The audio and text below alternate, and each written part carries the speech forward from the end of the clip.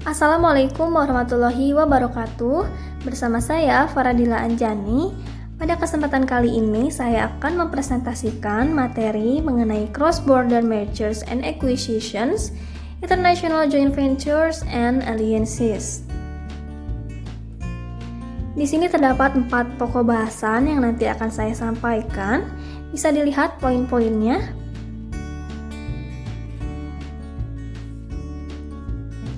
Nah, dalam bab ini membahas cross-border mergers and acquisitions, kemudian ada international joint ventures, dan cross-border alliances or partnerships. Semua bentuk kombinasi internasional ini menciptakan tantangan koordinasi dan integrasi yang besar, dan dengan demikian merupakan area bisnis internasional yang harus dipahami secara menyeluruh oleh para profesional HRM untuk memberikan nasihat kepada manajer senior yang mereka butuhkan untuk merancang bisnis global yang efektif. Nah, di sini berbagai jenis merger dan akuisisi internasional serta aliansi semakin banyak digunakan oleh perusahaan untuk mendapatkan akses ke pasar global baru dan sumber daya global, seperti teknologi dan orang-orang yang terampil. Jumlah dan nilai kesepakatan lintas batas tersebut terus meningkat secara dramatis.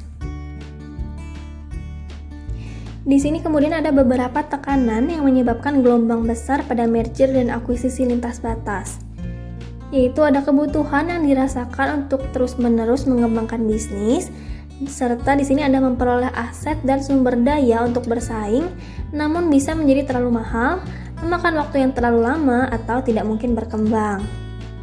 Ketika akuisisi merupakan pilihan untuk masuk ke pasar baru, akuisisi seringkali dilihat sebagai cara yang lebih cepat dan lebih efektif untuk mengembangkan kehadiran di pasar lokal daripada membangun kemampuan tersebut dari awal. Nah, di sini ada 3 bentuk aliansi atau kemitraan internasional. Ada pooled atau koperasi. Di sini biasanya berbasis penelitian. Kemudian yang kedua ada alliances atau joint ventures. Dan yang ketiga ada linkage atau kemitraan di sepanjang rantai nilai dengan pelanggan dan pemasok. Nah, di sini ada rekam kesuksesan dan kegagalan dari aliansi atau kemitraan internasional. Di sini sebanyak 45% kombinasi internasional itu gagal mencapai tujuan. Dan negosiasi aliansi gagal itu mencapai 90%. Dan kesepakatan yang bertahan lebih dari 4 tahun itu hanya sekitar 2% saja. Lantas kenapa sih bisa terjadi kegagalan dalam aliansi?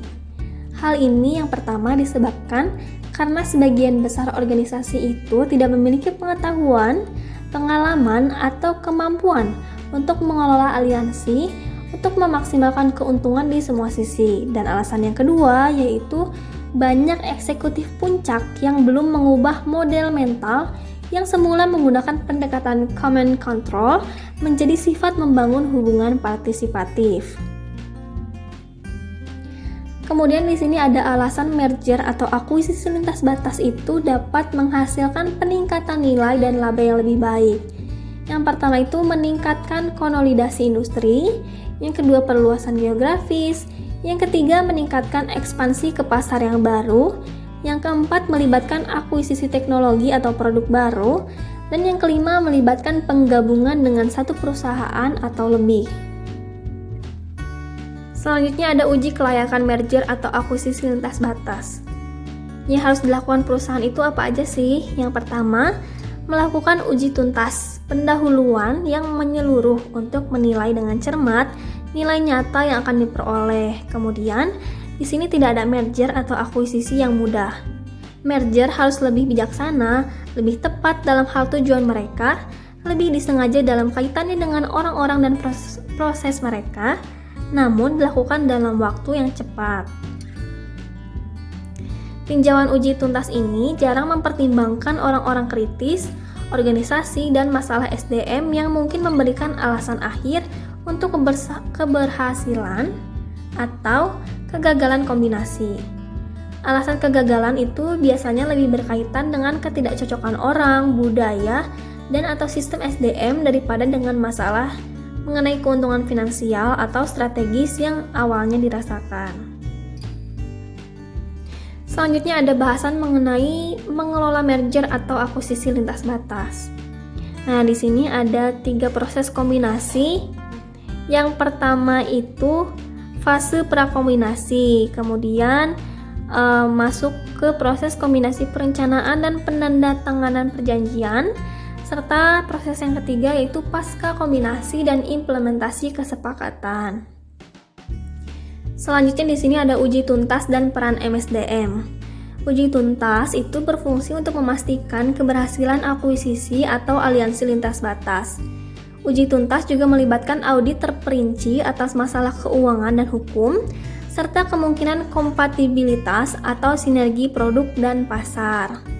Kemudian di sini melakukan identifikasi dan verifikasi kemampuan, mungkin memerlukan pertemuan individu dengan karyawan, adanya pembuktian fakta, inspeksi lokal, referensi bank, wawancara dan referensi pelanggan, kemudian percakapan mitra yang ada, dan wawancara dengan pesaing. Lalu di sini ada peran MSDM. Peran yang pertama itu ada persiapan, di mana persiapan ini meliputi yang pertama membuat rencana tindakan yang telah ditentukan dan di checklist item yang akan dievaluasi. Kemudian yang kedua membuat tim SWOT, dan yang ketiga membentuk dan mengkomunikasikan budaya baru.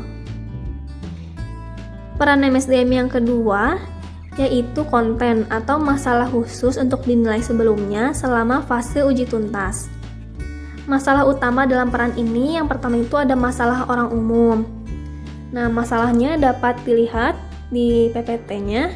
Di antaranya itu mengenai budaya nasional dan perusahaan dari perusahaan yang diakuisisi, kemudian pendekatan eksekutif kunci untuk strategi, dan yang lainnya.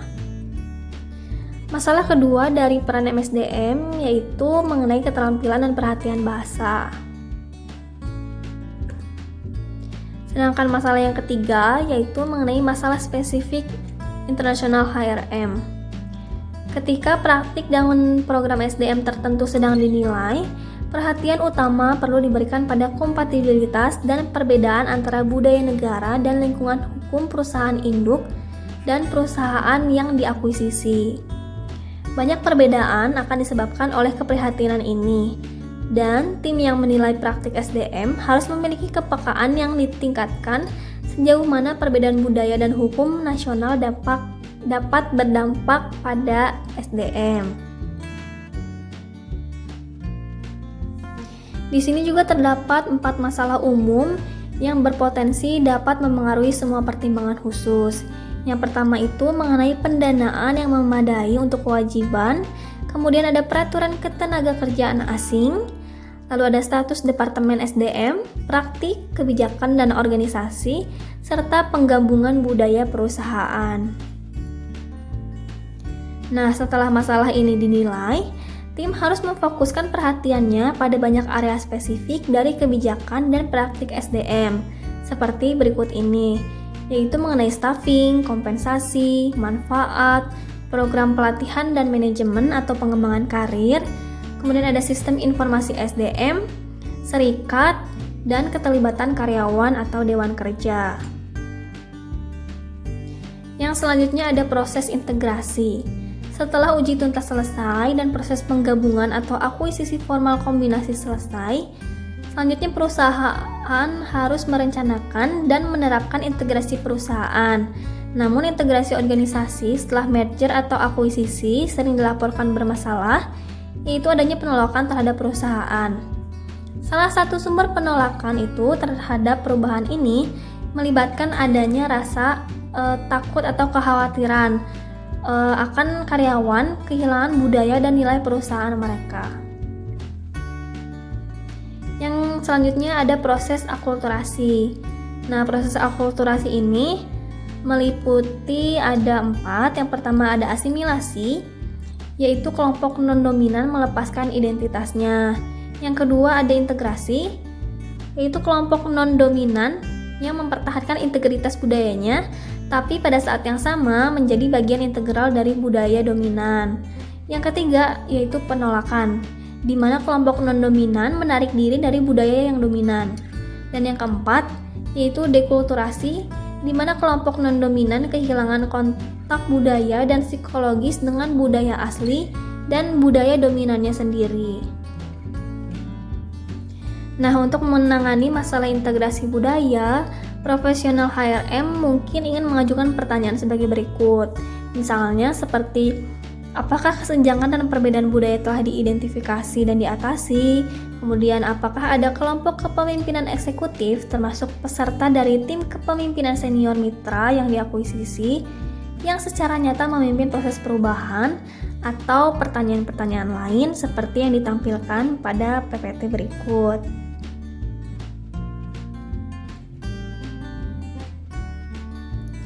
Selanjutnya ada proses pemisahan. Proses pemisahan ini atau yang disebut dengan divestitur sangat mirip dengan proses akuisisi, di mana induk perusahaan yang dijual juga perlu berhati-hati untuk melakukan uji tuntas yang cermat dan menyeluruh.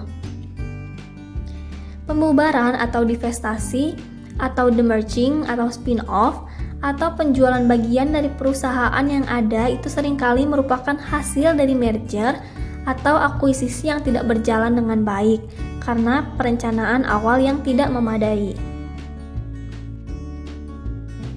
Selanjutnya ada International Joint Venture.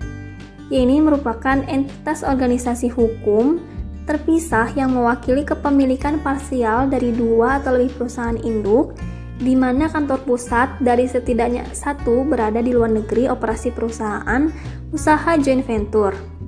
Entitas ini tunduk pada pengendalian bersama dari perusahaan induknya yang masing-masing itu independen secara ekonomi dan hukum. Di sini ada alasan mengapa perlu mengadakan International Joint Venture. Yang pertama itu untuk mendapatkan pengetahuan tentang pasar lokal, budaya, dan cara lokal dalam melakukan bisnis untuk mentransfer pengetahuan tersebut kembali ke perusahaan induk, yaitu belajar dari mitra joint venture. Yang kedua, untuk mendapatkan akses ke teknologi produk mitra, pengetahuan produk atau metode manufaktur. Yang ketiga, yaitu untuk memenuhi persyaratan dan desakan pemerintah tuan rumah. Yang keempat, untuk mendapatkan skala ekonomi yang meningkat, mendapatkan citra pasar lokal dan akses saluran. Kemudian untuk mendapatkan bahan baku atau teknologi penting, untuk menyebarkan resiko, untuk meningkatkan keunggulan kompetitif dalam menghadapi persaingan global yang semakin ketat, serta menjadi lebih hemat biaya dan efisien dalam menghadapi globalisasi atau pasar yang meningkat. Kemudian di sini ada rekam jejak dari International Joint Venture, yaitu di sini ada pilihan mitra yang buruk, kemudian mitra tidak mengklarifikasi tujuan dan sasaran satu sama lain atau memiliki tujuan yang berbeda. Kemudian tim negosiasi tidak memiliki pengalaman usaha dari joint venture. Kemudian para pihak tidak melakukan studi kelayakan yang memadai atau yang realistis. Kemudian para pihak tidak memiliki kejelasan tentang kemampuan sebenarnya dari mitra mereka. Kemudian di sini mitra gagal melakukan uji tuntas yang memadai. Kemudian para pihak gagal untuk menilai secara realistis dampak usaha pada organisasi induk. Lalu ada terlalu sedikit pemikiran selama fase desain usaha baru tentang masalah organisasi dan manajerial. Lalu para mitra gagal mengintegrasikan aktivitas mereka secara memadai. Lalu ada komitmen yang tidak setara atau untuk kemitraan atau kontribusi yang tidak setara untuk usaha joint venture. Kemudian di sini mitra tidak saling percaya, kemudian pihak-pihak dalam usaha tersebut membuat pemilihan personel yang buruk untuk menjadi staf usaha, dan yang terakhir, para manajer dari perusahaan induk itu tidak akur. Rekam jejak yang lainnya yaitu seperti mitra lokal yang sudah mapan tidak menugaskan orang-orang terbaiknya untuk usaha tersebut. Kemudian salah satu mitranya adalah pemerintah, ada kepentingan nasional yang berbeda, ada itikat buruk di pihak satu atau lebih mitra, kemudian loyalitas dan komitmen dari manajer yang ditugaskan tidak jelas, karyawan lokal membenci posisi istimewa dari manajer ekspatriat yang ditugaskan, kemudian entitas baru tidak dapat memutuskan aturan orang tua mana yang harus diikuti, serta adanya kegagalan untuk menyesuaikan praktik bisnis usaha baru dengan budaya lokal. Peran HRM dalam International Joint Venture. Dari sudut pandang manajemen sumber daya manusia, pelajaran yang didapat dari International Joint Venture yang sukses itu meliputi yang pertama, ketika budaya nasional dan perusahaan bercampur, mitra perlu meluangkan waktu untuk membangun kepercayaan. Yang kedua, desain pekerjaan dapat ditingkatkan ketika mitra bersedia untuk belajar dari satu sama lain. Yang ketiga, kebijakan perekrutan dan staf harus didefinisikan dengan baik pada tahap awal usaha. Yang keempat, orientasi dan pelatihan karyawan harus fokus pada persiapan karyawan untuk menghadapi konteks sosial pekerjaan mereka serta pengembangan keterampilan teknis untuk organisasi baru. Lalu yang kelima, penilaian kinerja membutuhkan tujuan yang jelas dan akuntabilitas yang ditetapkan dengan jelas, kerangka waktu yang liberal untuk mencapai hasil, dan fleksibilitas bawaan terkait dengan perubahan pasar dan tuntutan lingkungan dari usaha baru. Yang keenam, kebijakan kompensasi dan tunjangan harus seragam untuk menghindari perasaan ketidaksetaraan karyawan. Yang ketujuh, peluang karir harus dipastikan untuk manajer lokal relatif terhadap manajer yang ditugaskan untuk joint venture dari senior. Yang kedelapan, pada tahap awal usaha, mitra harus menyetujui persyaratan yang sesuai untuk hubungan dengan serikat pekerja manapun. Yang kesembilan, mitra harus menetapkan peran spesifik SDM dalam usaha baru. Yang kesepuluh, manajer SDM dalam joint venture harus menjadi ahli proses mengelola masalah seperti komunikasi dengan karyawan, mengenai organisasi baru, sifat integrasi yang diharapkan dari mitra dalam usaha tersebut. Dan yang terakhir, sumber daya manusia harus melaksanakan pelatihan yang diperlukan, sistem kompensasi dan manfaat yang terintegrasi dan konsisten, dan sistem manajemen kinerja yang akan memberikan identitasnya kepada International Joint Venture. Yang selanjutnya ada aliansi dan kemitraan. Sama seperti akuisisi lintas batas dan International Joint Venture, ada sejumlah pilihan desain aliansi atau kemitraan. Di antaranya itu di sini ada 3 model, yaitu ada model operator, model bersama, dan model otonom.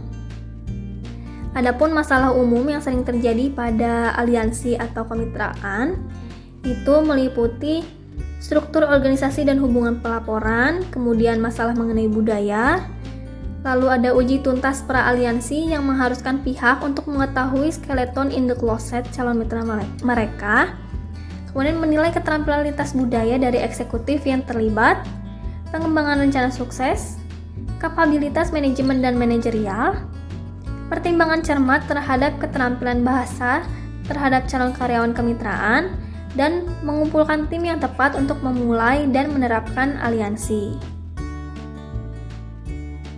Lalu apa sih peran International HRM dalam aliansi? Nah, biasanya profesional International HRM yang ditugaskan untuk kemitraan atau aliansi internasional itu tidak hanya berurusan dengan lebih banyak pembuat keputusan, itu dari semua mitra, sehingga harus melatih keterampilan negosiasi yang jauh lebih besar, tapi juga cenderung harus mengambil tanggung jawab yang lebih luas, menggabungkan yang bersifat lokal dan yang bersifat internasional. Nah, itu tadi penjelasan mengenai cross-border mergers and acquisitions, international joint ventures, and alliances. Semoga dapat bermanfaat. Mohon maaf apabila ada kesalahan. Sekian dan terima kasih. Wassalamualaikum warahmatullahi wabarakatuh.